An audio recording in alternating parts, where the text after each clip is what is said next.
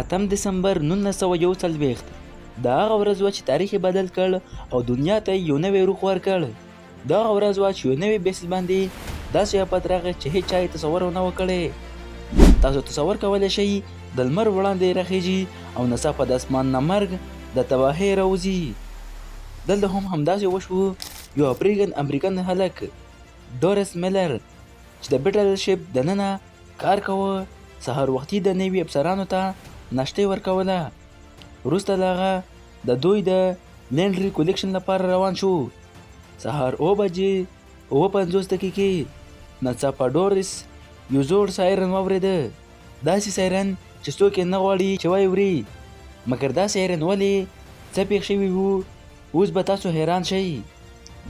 هغه زر بهر راوځي او د حیرانتیا نه یې سترګې لویې شي. ټول اسمان د جاپانیز بمبر ایرکرافټ نه ډک دی. په یوه شیبه کې داسې ښکاري چې پوره نوي بیسس ته کار او غضب راغلی وي. جاپانیز ایرکرافټ په ترتیب سره د امریکن شپس تباه کول شروع کوي. پیری د یرغل د امریکا په مشهور بیسس باندې هر بور شروع شو. مګر جاپان ولې دومره لوی خطر واخیست او امریکا ولې نیوکلیرز اټیک وکړ؟ همداراز دا هم به وپوهیږو چې ډولر میلر ته چې صرف یو باورچي و د امریکا تر ټولو لوی اوارډ ولې ورکړی شو.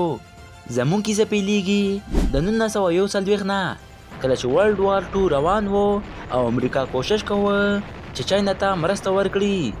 هو دا هماغه چین دی چې نن په 2025 کې امریکا ورسره سیاسي جګړه لري. د ورلډ وار 2 3 کاله تیر شوي وو چې یو خوا جرمني او ایټلی وو او بل خوا نیدرلند او بریټن او فرانس وو.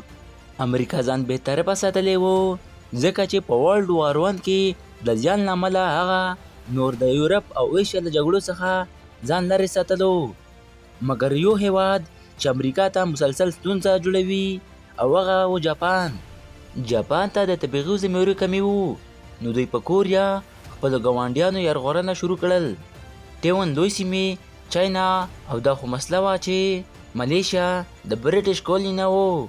انډونیشیا د نیدرلند او فیلیپینز د امریکا کولوني وو. جاپانیز ته دا وینا واضحه وه چې که دی پرې په پیری هوپرس برید وکړي نو فیلیپینز به د جواب مرکز وي. نو جاپان څه پلان درلوده؟ آیا دا یوازې د تیلو لپاره جګړه وه یا شاته بل څه هم وو؟ امریکا په جولای 1941 کې جاپان ته د تیلو ورکړل بند کړ. د جاپان 80% تیل له امریکا نه راتلل. امریکا وویل که غواړې تیل د چین څخه ووځې. دا یو سخت انتخاب و یا تیل یا عزت. خو جاپان دا انتخاب وکړ چې د چین نه به ونه وځي بلکې پلان یې جوړ کړ چې په انډونیشیا یرغل وکړي. مګر انډونیشیا ته تلل هم اسان نه وو. اول باید فیلیپینز ونیسي چې د بیا امریکا ته مستقیمه حمله وه او د ټول پلان لوی توپان ته مقدمه وه. ذخیره ډېرې په چټکۍ سره ختمېدله او د جاپان لپاره نور هیڅ اختیار نه و پرته له یرغلې کولو. خو دا حمله به د فیلیپین پر ځای د پیرل هاریبرز باندې وه. هو د جاپان پوځ مشرانو یو داسې پلان جوړ کړ چې د دویم نړیوال جنگ لور یې بدل کړ. حسب دا و چې د امریکا د نوي مهم مرکز پیری هاریبر باندې یو داسې ناڅاپي برید وشي چې له هغې وروسته جاپان وکولی شي چې اسانه توګه فیلیپین قبضه وکړي. جاپانیز ځواکونو اوس خاموشه تیاري ته ننوتي وو. هغوی خپل پلیټ منظم کړ چې پکې شامل وو 2 غټې بټل شیپس، یو کم 40 سبمرینز، 10 ډسټرویز او 414 بمبر ایرکرافټ. دغه ټول ایرکرافټ د ایرکرافټ کریرز له لارې د پیری هاریبل په لور روان شول بې له دې چې څوک خبر شي. د جاپان پلان دا و دښمن له ویښ شي موږ یې ختم کړو. یو خوا که د امریکا ځواکونو د وضعیت وګورئ نو هغوی هم څه کم نه وو. 8 بیټل شیپس وو، یو کم 18 انټي ایرکرافټ شیپ، ګڼ شمېر سبمرینز، 10 کم 400 ایرکرافټ وو. یعنې که چېرته امریکې ته د دې برید خبر له دې مخکې ورکړی شوی وای نو کیدای شي جاپان ته دا پلان ډېر ګران پرېوتی وای. خو جاپاني قومندانانو فیصله وکړه چې یرغل تر پایه به هیڅ ډول وایرلیس کمیونیکیشنز نه کارول کیږي او د جاپان څخه د وتو نه وروسته دغه پلیټ 8000 کیلومتره مزل وکړ او اوس د پیری هوریبل نه یوازې 380 کیلومتره لرې و او د هماغه ځای و د کوم ځای چې د تباهۍ الوتکې فضا ته ولوتې. هغه دوریس میلر افریقایي امریکا ځان یو محفوظ ځای ته رسولی و، خو هلته یې درلیدلو نه.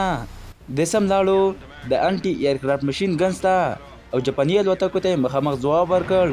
حال دا چې د هیڅ پوځي رزونه نه لرله، خو بیا یې هم د جاپان 4 جنګي الوتکې یوازې په خپله وویشتلې. دا الوتکې هغه داستان و چې وروسته ورته د نوي کروسز ورکړی شو. امریکا په سمندري پوځ کې د دویم تر ټولو لوړ جایز ده. دا یوازې د میډل اف هنر نه وروسته و. بر 1 ساعت او 15 کې روان و او چې جاپاني الوتکې بیرته لاړې نو امریکا نور د خاموشۍ پاتې کېدو اختیار نه درلوده. هغه امریکا چې در دې برید مخکې د دویم نړیوال جنګ برخه نه وه، اوس پکې غورځېدلې و.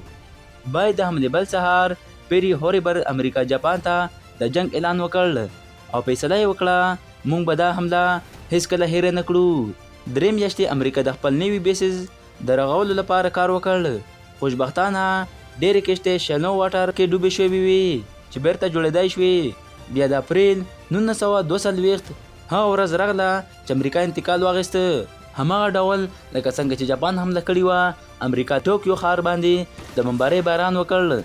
دا د امریکا لخوا په دویم نړیوال جنګ کې لومړی برید و، خو دا پای نه و، دا پیل و. او بیا 4 کاله دوامداره جګړه.